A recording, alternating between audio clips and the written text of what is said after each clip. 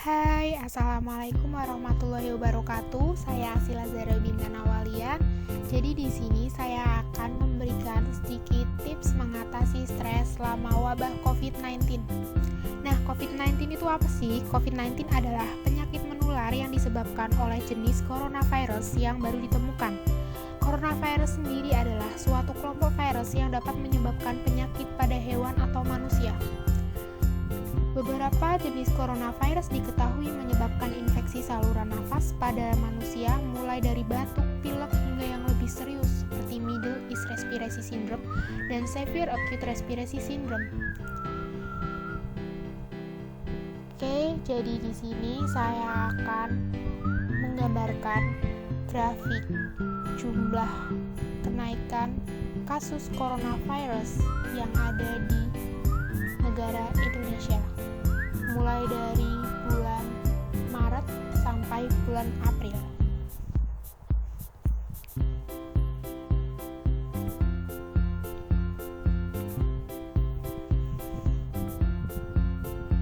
Dan ini adalah sedikit tips untuk mengatasi stres selama wabah COVID-19.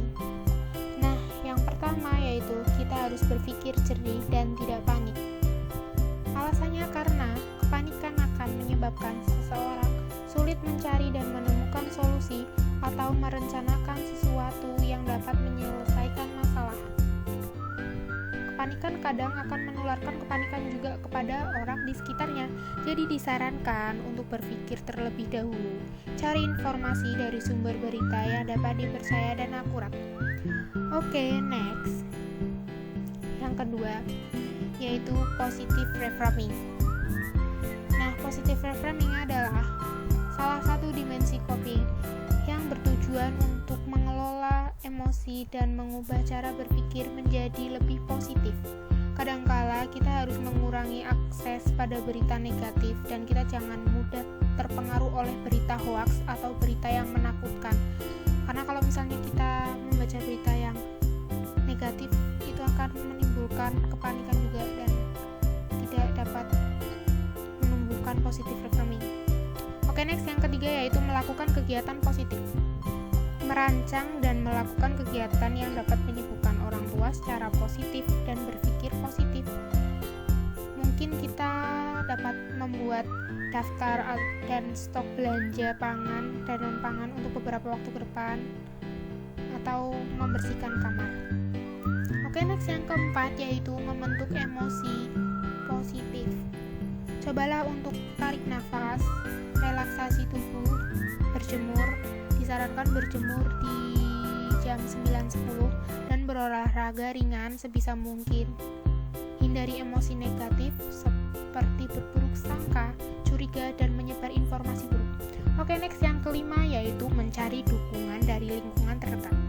Keluarga adalah yang paling penting dan paling utama. Keluarga dapat memberikan dukungan baik berupa dukungan keuangan, dukungan keamanan, dukungan emosi, simpati, rasa nyaman, dan terhindar dari takut dan rasa kesepian. Oke, next, yang keenam yaitu mencari instrumental support.